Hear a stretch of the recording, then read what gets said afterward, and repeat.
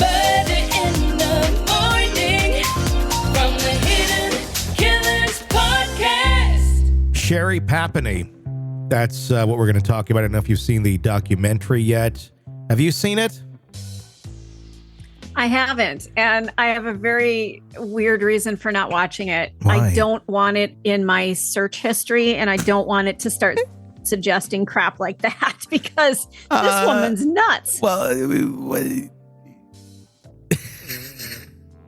the amount of other things you have to search and put up during the day. I can feel you rolling your eyes at me. Why this one? Why would this be concerned in your search history compared to some of the other cases we cover? Well, I sneak into other people's profiles that I have and I watch this stuff and I got locked out. So it's going to be in my profile. So there's the truth. Oh, and you don't want it to be seen that you've watched this. Okay. Well, correct. Okay. Correct. Well, I'll give you a login. But she's nuts. I haven't watched it yet. I'm very curious. Yes. This is someone. Let's go through this story. New allegations regarding the infamous 2016 disappearance of Sherri Papini. They've emerged following the release of Hulu's docuseries, Perfect Wife, the mysterious disappearance of Sherri Papini. In the series, Sherri's ex-husband, Keith Papini, makes shocking claims about her abusive behavior towards their children, Tyler and Violet. Keith Papini reveals that Sherri forced their children to inhale rubbing alcohol to make them sick deliberately. One day after Sherri was already in prison, I had to go lay my daughter to bed. I push off the bed and kind of make a little grunt sound like, ah. You know, I was a little bit sore, Keith said in the series, and according to people. Violet, she was like, Daddy, are you sick? And she goes, why didn't you do mommy's trick? When Keith asked Violet to clarify, she told him, well, you just breathe in this rubbing alcohol. Keith described how his daughter went to the bathroom, knew exactly where the rubbing alcohol was, soaked a wad of toilet paper with it, and handed it to him to breathe. Violet claimed that this happened every single day before her mother took her to the doctor. Keith further explained Sherri would soak rags of alcohol and put them in a Ziploc bag and tie string around their neck onto the Ziploc bag so that they would continue to smell the fumes to make them not feel good. Sherri Papini's disappearance in November of 2016 near the Redding, California home she shared with Keith made national headlines. She reappeared over 3 weeks later on Thanksgiving Day, claiming she'd escaped from two women, who kidnapped her and held her captive. However, in March of 22, the FBI arrested Sherri after discovering she'd been staying with a former boyfriend, James Reyes, in Costa Mesa, California, during her alleged disappearance. Authorities also found that Sherri had caused several self-inflicted injuries to support her kidnapping story and had defrauded the state out of more than $30,000 in victim assistance money. A month after her arrest, Sherri signed a plea deal admitting to the hoax. Subsequently, Keith filed for divorce, and Sherri was sentenced to only 18 months in prison. Reflecting on the situation, Keith told ABC News, I think she wanted me to be her knight in shining armor and to run to her. And I think she wanted to plan a fake kidnapping, but in her version, I was supposed to find her. He also noted that Sherri has never apologized or shown any remorse for her actions. The docuseries Perfect Wife, The Mysterious Disappearance of Sherri Papini is now available on Hulu, shedding new light on the disturbing details of Sherri Papini's actions and the impact on her family. Meg Applegate, CEO and co-founder of Unsilenced, nonprofit advocating for victims of institutional child abuse, commented on the revelations, calling them heartbreaking and infuriating. She emphasized the need for comprehensive reform within a troubled teen industry and urged state authorities to take immediate action to demand justice for this young boy and his family. The case of Sherri Papini continues to captivate and shock. New details exposing the extent of her deceit. They're just going to keep coming. I believe it. Would you like me to go?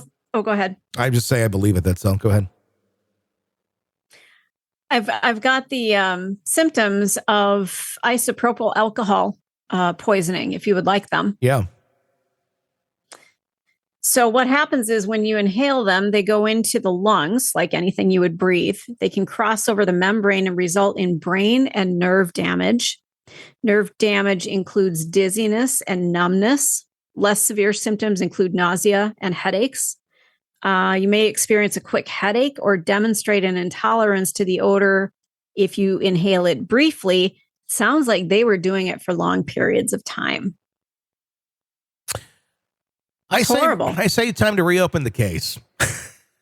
and take too. a look at child abuse allegations here, because this is a vile human being. Someone who would not stop at anything to get attention. And attention to her before it wasn't enough that the kids were constantly sick, which she was trying to induce. She decided Munchausen, anyone? Yeah. She decided, you know what? I'm going to do something one up better because I'm not getting all that attention that I need, that I want, that I need so badly. I'm going to go be kidnapped. And then they're going to see. Then I'll show them. However, that didn't work out quite that way. I understand. I've been with people similar to this. And it's fucking weird. And there's no explaining it. And they do not show remorse because they do not have remorse. It just was another plan they had that didn't work out. And it should have, because that's what should have happened for them. That's the way it should have gone in their mind. Not reality. Or like, this is fucking crazy. You shouldn't do anything like this. But yeah. It's horrible. Some people, what is this attention thing that some people crave to such an insane extent that they will go to any length to fucking get it? I don't know what the neuroses might be, but there's probably something when they were a child. They weren't tended to, they had to act out in order to get attention. Then that reaffirms that your acting out got the attention you wanted. It's this feedback loop where it just keeps happening. Like the more exaggerated the crying spell or the meltdown, the more attention you get. And it just feeds it like a monster. Like, oh, it's not enough for me to go, oh, mom, can you come here? I have to go, mom, that kind of thing. It just escalates. And they just learn, like animals, they just learn over and over that the more exaggerated your behavior is, the more attention you get. And it's like a rat pushing the button to get another peanut, know? And then when you have kids involved, that just makes it even more scary. But what I've witnessed in some cases is where it's like, oh, mom is not getting all the attention anymore for being hot, which is what she's been her whole life. And everybody, oh, pretty, how pretty you are. Look how pretty you are. You're so pretty. And kids are involved like, oh, how cute the kids are. This is great. The kids are cute. But it's not all, you're hot. You're in, well, don't tell me I'm hot. I'm sick of men looking at me. Well, then really, why are you looking like this? If you're not trying to do this for some sort of attention, oh, that's not enough now. So we got to go do this for attention. And it doesn't matter about the kids. It's about look at me, look at me, look at me.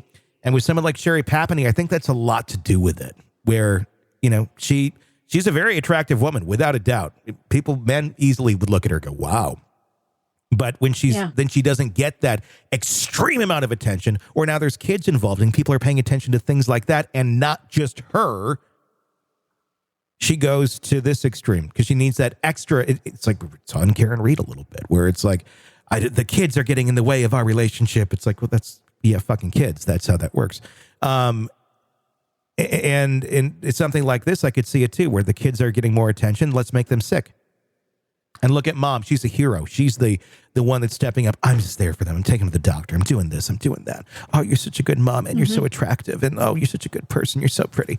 It gets more attention right back at her. And then, oh, you're kidnapped. Oh my God, how horrible. And she's back. Oh, look, all this attention on her. Media attention. Oh, look how pretty she is. Oh, look at all this.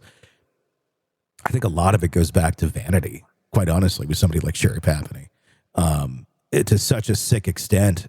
And that just is, it's a symptom of our society, of how much weight we put on vanity and how much weight we put on beauty and all that. And then we raise little girls to think that that's just the biggest, best thing in the world. And a lot of times people can grow up and get maturity and, move beyond that. That's more than what you're worth. And then you have some that's all they feel they're worth.